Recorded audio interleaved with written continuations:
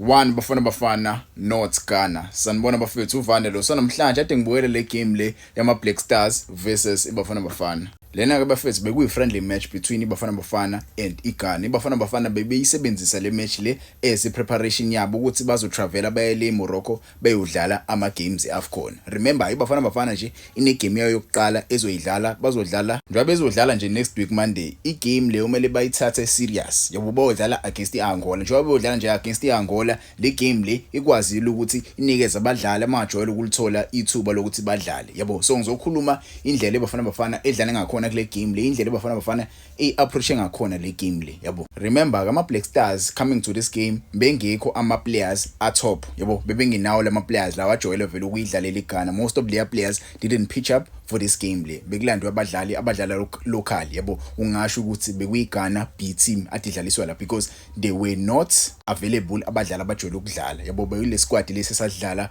kule mpahla le kwi-Chen. If you remember i-Chen tournament iyona ke i-Chen isquad bezidlala namhlanje. So i-approach ya Bros namhlanje bekuyi-approach to be honest trick yabo ibe tricky kakhulu because mina yabo I thought iBafana Bafana izoyi-approach le game le as indlela ezo-approach ngakhona igame esoyidlala Monday because Monday isine game ebalekile siyodlala against iAngola. Angola bafethu siyayazi team serious le kumele siyithathe serious. Mina badlala abaningi abantswembu isengakwazi ukushaya kwi-first game yethu. Kumele senze sure ukuthi siyakwazi ukuthi siwine igame yethu. First match yethu siyiwine yabo senze kangcono than last time because last time saphuma number 3. So kule game ke bafethu ugoalkeeper uqalile igame bekubani bekugos masukuthi ma center backs kuba uSibisi benondamane masukuthi kuyi left wing back kuba ubani kuba lo Mjida lo Modiba masukuthi ka right wing back kuba ubani kuba uMatuluti yabo. So baqalile abajida. First and foremost I would like to clarify ukuthi uMjida uyalazi ibhola uMatuluti uyalazi ibhola uMatuluti bafethu but to be honest I don't think he is ready to overtake ubani uMdawu. I don't think he's ready uMjida ukuthi athathe intambo uMdawu melimala. I think isizoba nenkinga going forward kuyaFcon because siyamazi uMdawu umdlalo kanjani umdlali obuya alimali yabo. I saw ama 1-on-1 namhlanje amatuluti with amaGhana attackers yabo abajida ade be-attack bedlalela iGhana. uMjida ngempela mfethu uyakwazi ukushayeka yabo uyakwazi ukushayeka and once nje yabo walahla iside uyalahla naye mase ungena isikhala ushaya icross. Izinto ezikanjalo ngempela mfethu kumele sizame ukuyiminimize and umdlalo njengoThabang Matuluti ucoach uHugo Bros uyamthemba kakhulu. Ukumthemba kwakhe kumele naye amrepaye uHugo Bros amnikeze ithemba lokuthi usenga represent iBafana Bafana kahle lapha yabo ku-national team. Abadlali abangajwayele ukudlala namhlanje bebenikezwa ithuba lokuthi bayibonakalise yabo. Siyazi ngempela ukuthi iBafana Bafana i-defense pairing yethu kuzobubani ungezana uNtombokazi. Namhlanje ke ihlalisiwe phansi ke i-defense okuMbokazi benongezana about kudlala uNdamane ukuthi uSibisi. I was very impressed with uNdamane. Siyamazi ukuthi uNdamane uyiquality siyayazi iquality ayilethayo with uSibisi. Bajida badlalile emuva bakwazile ukuyikhipha i-clean sheet. Ngiye eswini nakhona today eswini iBafana Bafana asiqalanga kamnandi but ke sithe sesiprogressa sikwazile ukuthi siyibambe igame because igame ibikuthina yabo sibena ama chances amaningi. iBafana Bafana iwatholile ama chances kule game le simbonile uSiphomula indlela ade edlala ngakhona ade wa create ama chances yabo. uMahopho bedrop ezosiza team ikwazi ukudlala ibhola mase yakhuphuka ephambili yabo kushawa nje ibhola sibile nawo ama chances but isisusa namhlanje I don't know mhlambe bekukhona into adileka yabo. Ukuqala kwabane kwambatha with lo Mjida lo Obas yabo.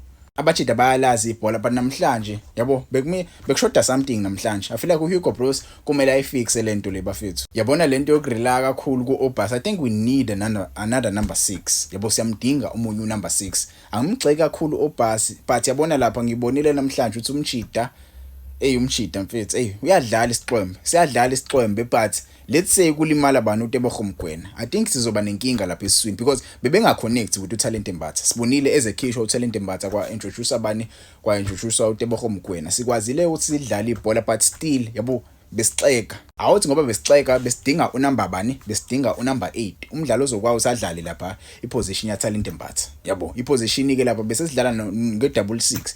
Imagine playing a double 6 kwi-game friendly. It was a friendly game but we ended up playing i-double 6 isidingo singekho because we wanted to score ama goal.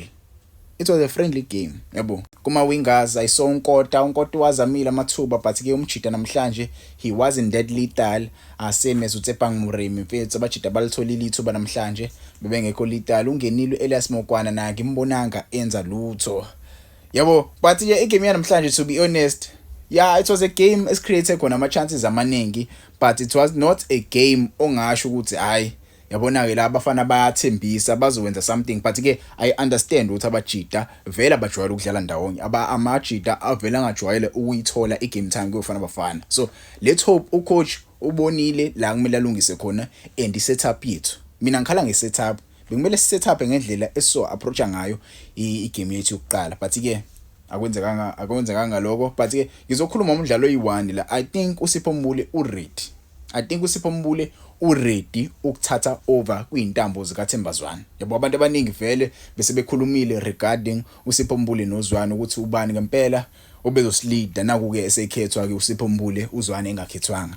I think for me umjida uready for iAFCON and uready kuyilida bafana ize iye le ku-World Cup, iyenze kahle ku-World Cup. Already sesiqualifyile but ku-World Cup nakhona umjida uzodlala kahle. This is very very good for umjida mfethu. I remember last season icareer yakhe umjida yacishe yawa ngempela kwiSikhukhune United esemakhisi namaningi iSikhukhune mfethu simdismissa simxosha kanjalo iSikhukhune, but indlela esedlala ngakhona right now kuyangijabulisa ngempela ukumbona umjida like uyileader indlela adlala ngakhona yabo. Uyena benoTebogo Mokoena kule squad sebafana bazoba vital kakhulu. Ibona abadlali esidinga ukubabona be fresh, sibobona bengalimele yabo. Ibona abadlali bazokwazi ukusisiza. For me umjida 10 out of 10 performance yakhe namhlanje uyidlalile indima yakhe, udlale kamnandi umjida yabo. Ngathi angasebenza nje ku stamina because siyamdinga umjida efit, siyadinga ukumbona edlala more games kubafana kule tournament esiyidlala. So istamina sakhe umjida kumele sithi kuba khona istamina, afake more mfutho ejimini yabo. Mase kuthi ke ASUNaPolice, ngibonile ASUNaPolice bafethu siphela imatch umjida ade xhuka.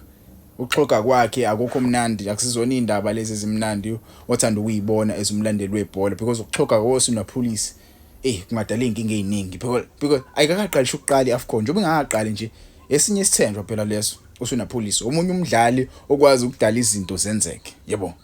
Uyena nje umdlali for me engasho ukuthi kuma forwards wethu naye ngimthembile ukuthi he can create something out of nothing uSunaPolice. So wena ngokwakho you can tell me in the comments ukuthi do you think bafana igame namhlanje they played good, or do you think kumele kulungiswe lapho nalapho? For me kumele kulungiswe lapho nalapho. Ucoach I'm sure ubonile yabo isetup yethu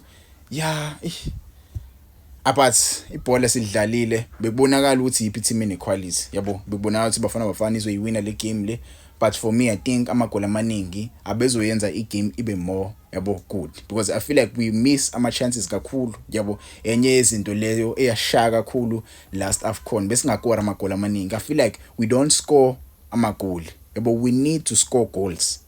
Iwona ama-goals azoswinisa ama-matches. Igoli elihle lilo long range eliqhamuka kuSipho Mbule. You saw how beautiful that shot was yabo. We need more of those. Sidinga amagoli kanjalo.